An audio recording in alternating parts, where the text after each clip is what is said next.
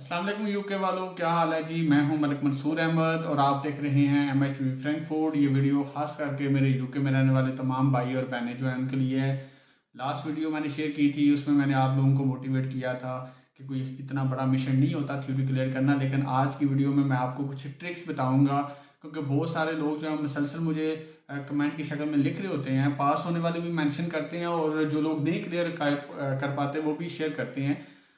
तो ये जो मैं ट्रिक्स आपको बताऊंगा, इन ट्रिक्स के ऊपर मैं खुद भी अमल करता हूँ। जब मैं कुछ चीज़ नई सीखता हूँ, कोशिश करता हूँ। 100% तो देखें अमल करना मुश्किल होता है, लेकिन अगर आप थोड़ा सा इनको फॉलो करेंगे तो इंशाल्लाह 100% आप अपनी थ्योरी क्लियर करेंगे। तो बात को आगे बढ़ाने से पहले, अगर चैनल पे आप नए हैं और आपने अभी तक MHV फ्रैंकफर्ट को सब्सक्राइब नहीं किया हुआ, तो चैनल को सब्सक्राइब करें और साथ लगे घंटी के बटन को प्रेस कर दें, ताकि हर नई आने वाली वीडियो का नोटिफिकेशन आपको मिलता रहे। और चैनल को आगे लोगों तक भी ज़रूर शेयर किया करें। चलें जी, बात करते हैं जी। सबसे पहले तो ये हमारा मसला सबसे जो होता है मेन, हम बगैर सोचे समझे किसी चीज़ में अपीयर तो हो जाते हैं, लेकिन हम उसको सही तरीके से जो है वो मैनेज नहीं कर पाते। अब थ्योरी सीखना जो है, इसमें ये होता है, हम रजिस्ट्रेशन तो करा लेते हैं स्कूल में, या हम ऐप ले लेते हैं, और फिर क्या होता है जी, एक दिन पढ़ा और फिर हफ्ता बीच में, फिर गैप डाल दिया, फिर पढ़ा फिर गैप डाल दिया।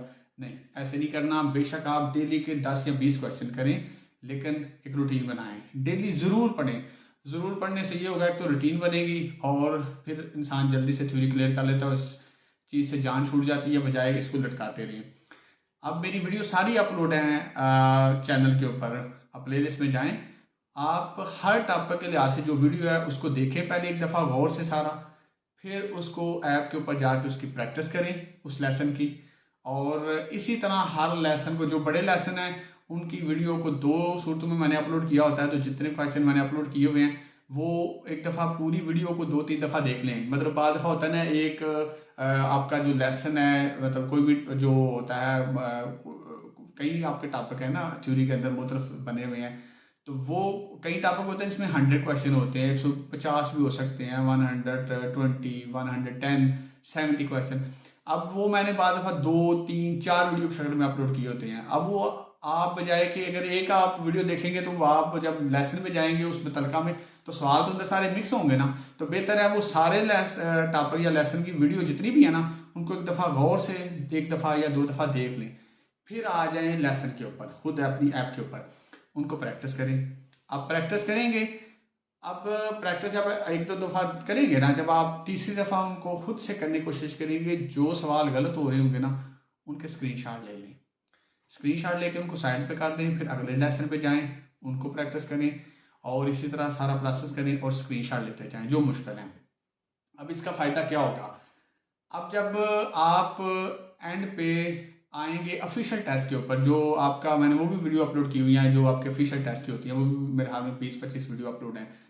जब आप उस पर आएंगे तो फिर पूरे थ्योरी कोर्स के अंदर से जो क्वेश्चन वो आएंगे, फिर वहाँ पे जो आपकी गलतियाँ होंगी उनके भी स्क्रीनशॉट लेते रहिए। अब वो जो स्क्रीनशॉट हमने लिए होंगे ना, ये वो क्वेश्चन इकट्ठे हो जाएंगे जिनके ऊपर आप बार बार गलती कर रहे होते हैं।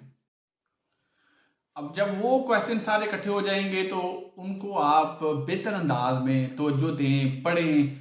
तो ये एक बड़ा अच्छा तरीका होता है कि जो सवाल गलत होता है, बजाय ये कि आप बार बार वो लेसन पढ़ें, जो सवाल आपको 50% मैं कहता हूँ डाउटफुल है ना, अगर आप ठीक भी कर देते हैं, लेकिन आपको लग रहा था कि ये डाउटफुल था, मैंने ऐसे बस टिक किया है, ठीक हो गया है, अब उसका ये है कि उसको भी आप स्क्रीनशॉट ले लें, उन तमाम सवालों को ज़्यादा तवज्जो दें, फिर उसके ऊपर आपके अंदर वो बेहतरी आएगी बहुत ज़्यादा। ये आप नोट कीजिएगा, 100% आप मुझे कहेंगे वाकई इसमें बेहतरी आई है।